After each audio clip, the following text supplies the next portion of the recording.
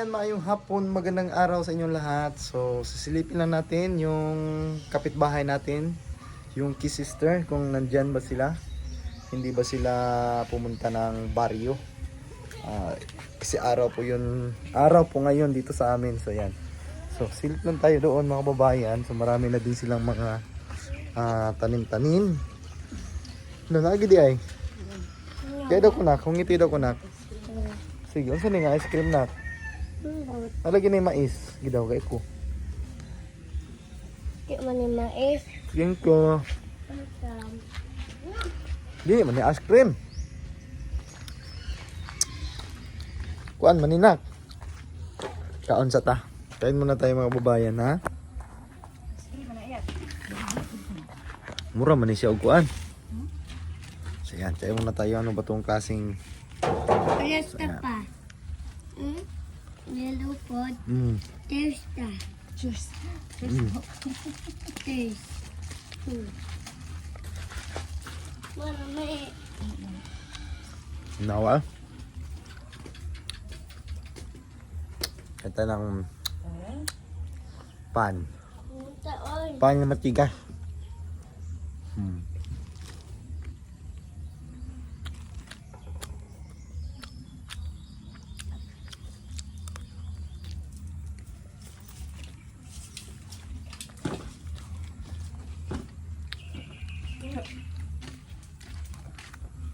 Alam ko. Ikaw.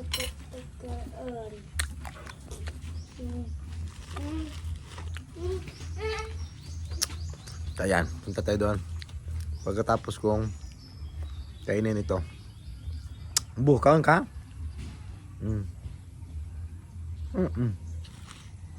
Kain. Nga.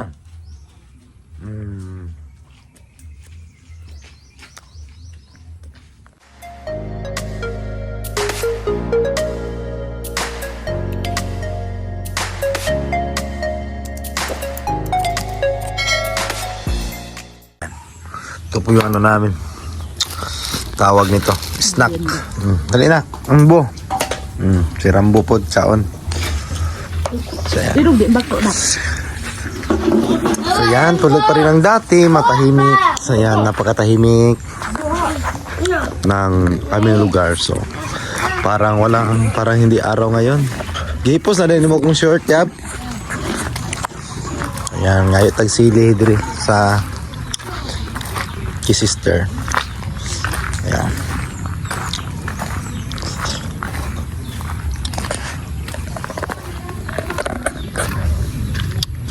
Ayo, gaya kong sili.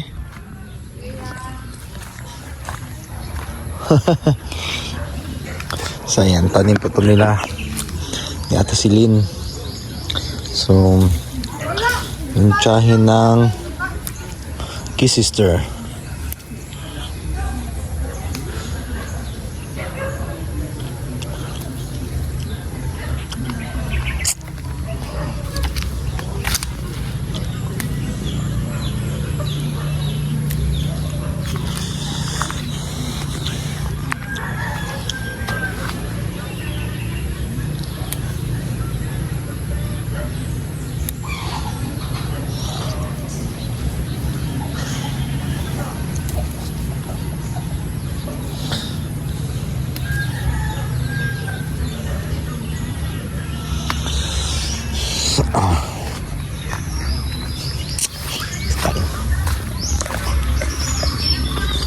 So, ayan dami nilang mga tanim-tanim.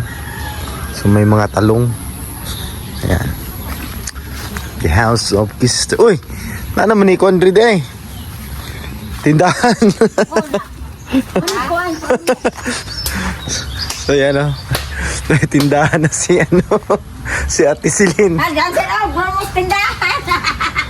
So, ayan. Alam ko, Andit. Hanap na yan. Kaya ito po yung nila Sari-sari store. Allah. May sari-sari store daw po sila. Ayun may dancer pa. Kita juga sa quad. So may tinda. So may na sila dito.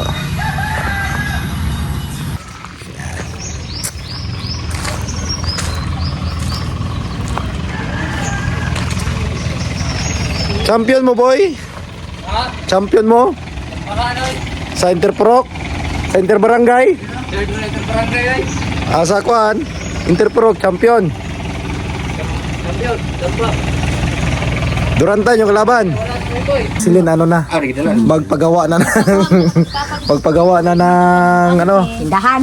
Yung pag ano daw siya, yung mag wholesale and retail.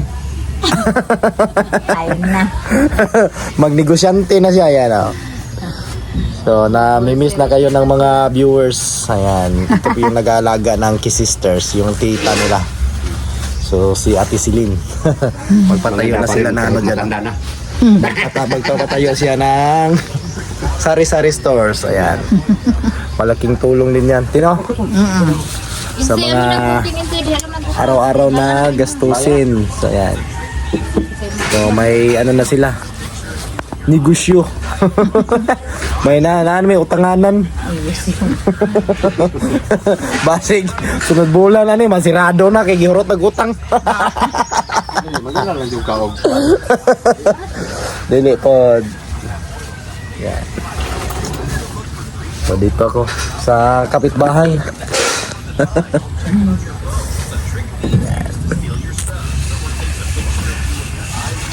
Na kaila, sangkol na to ini mo kaila.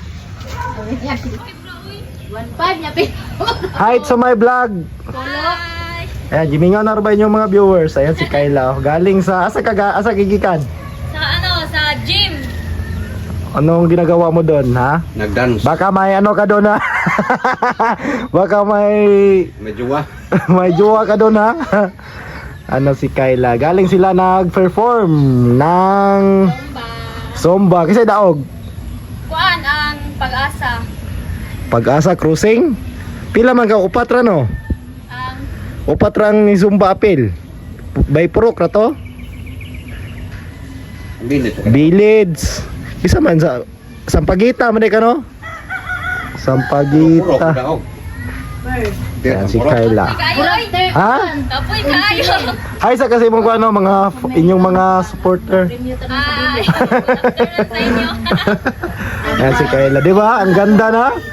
Iwa ilang ano lang, dalagang dalaga na oh. 11,000. Ano? Germit eh. Potangan niya ko ha. Tay tanduay dia. Nakay tanduay.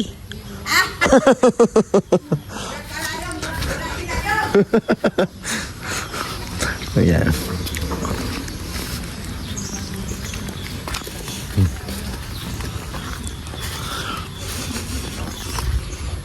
Nalagi ka dia.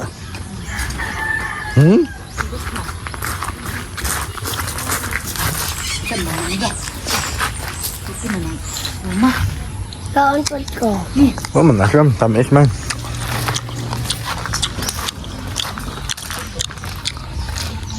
Matay ng mangga doon at saka sili. So, vitamins. Kapaka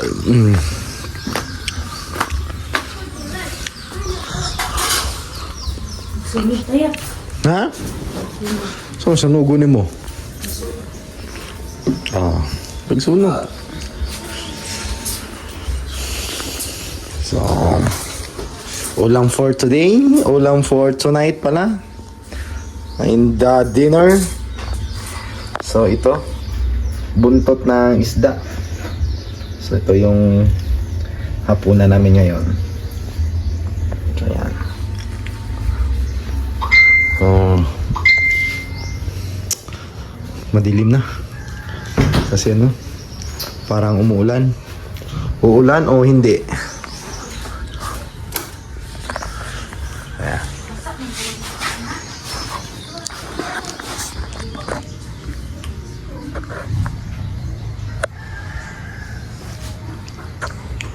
Tapos na po tayong nangapit bahay. Umuwi na po tayo dito sa bahay namin. So yan. So,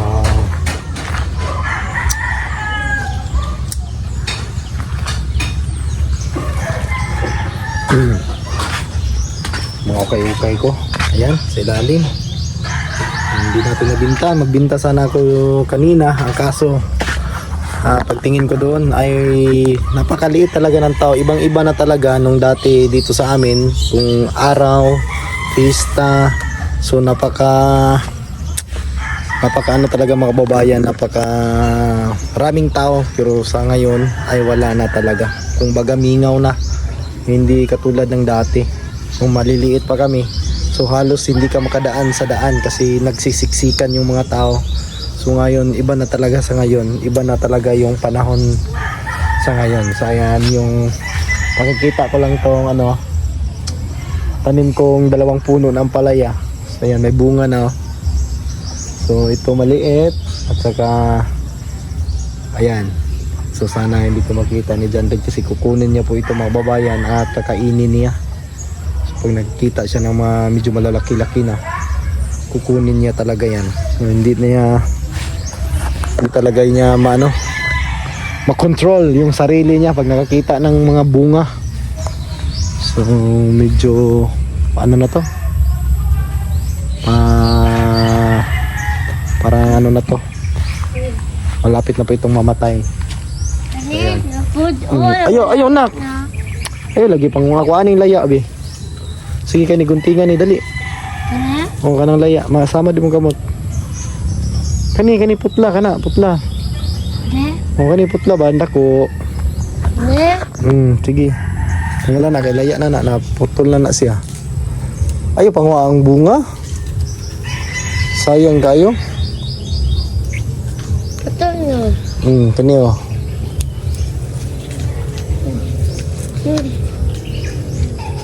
Sige kuhaan ni kay. Ang baby sabi. Ba kani lang kuhaa kani laya. So ikaw nagputol ani ba? Kani. Kana kuha na.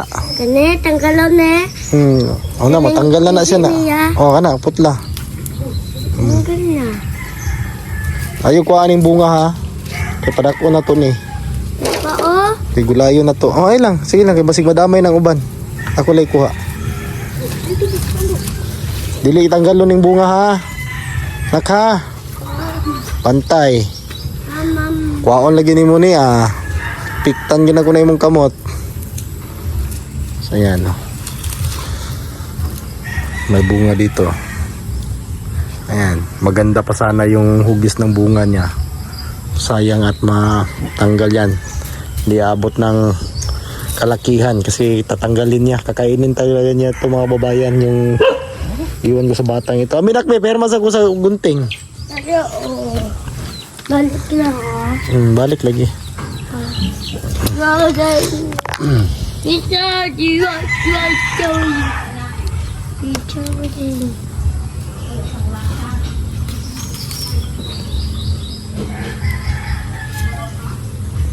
Piya ka.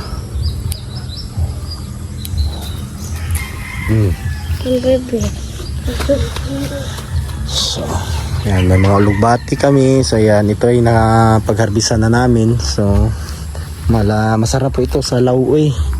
So may gabi kaming dala galing doon sa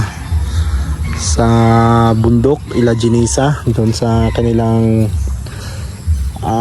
bukirin o bukid. Kasi yung sa Tagalog ng bukirin is itong palayan. So iba kasi yung bukid namin dito, kasi yung bukid na sa aming mga Bisaya is yung ganyan, yung mga bulubundukin na yan. Yan po yung bukid dito sa amin.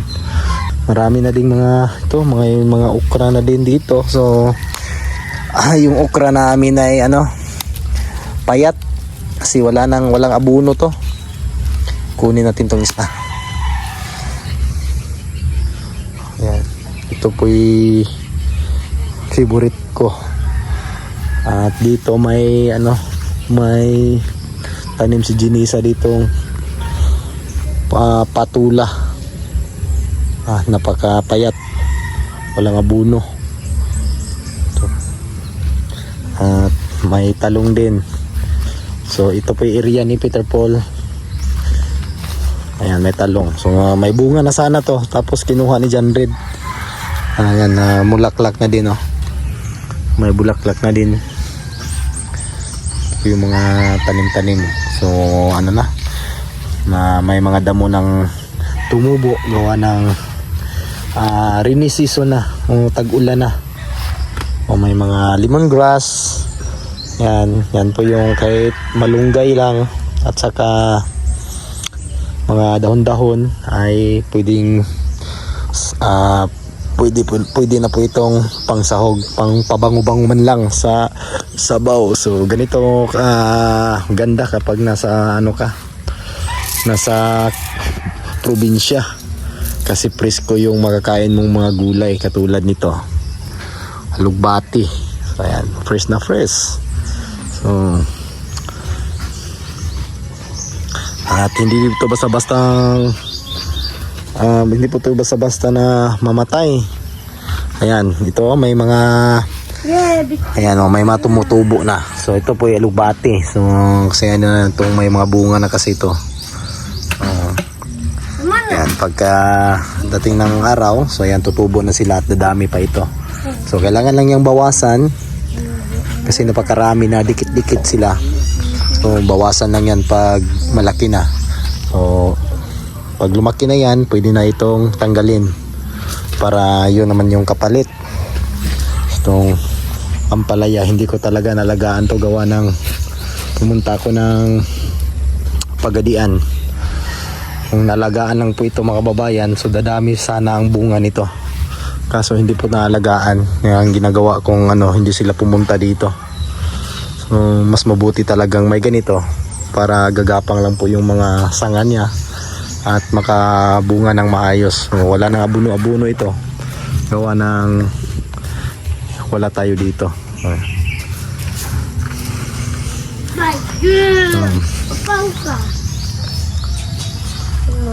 Matahimik na hapon. At ayan, may bunga pa dito. So ayan. Wow, mas naman napakaganda nito kasi walang spray, walang halong medisina. Kaya safety kainin. Kasi yung ampalaya mga babayan, pagdating na doon sa palengke, hugasan nyo talaga ng maigi yan kasi maraming mga medisina ang ini-spray dyan. Kasi yung ampalaya talaga ay maalagain. Kumbaga inaalagaan talaga kasi hindi to magbibigay ng bunga kapag maraming bunga kung walang spray, kasi kakainin po ito ng mga insekto. Kaya yung nagpa-farm ng ampalaya, sa isang linggo 2 beses yan naglalagay ng medisina o nag-spray. Ganyan yung pag-aalaga ng ampalaya kasi napakamahal po ng buto nito. So may kasi ito, yung tawag na Galaxy, as pag-alam ko Galaxy at sa Santa Rita lang talaga yung alam ko. Iwan ko lang kung may mga variety pa ito ngayon na lumalabas. So ito po ay Galaxy. Isa din itong magandang uri ng ampalaya. So yung mga ibang buto nito ay binigay ko doon kay Bunjong. Kaya plano sana namin ay tanim na namin yan dyan.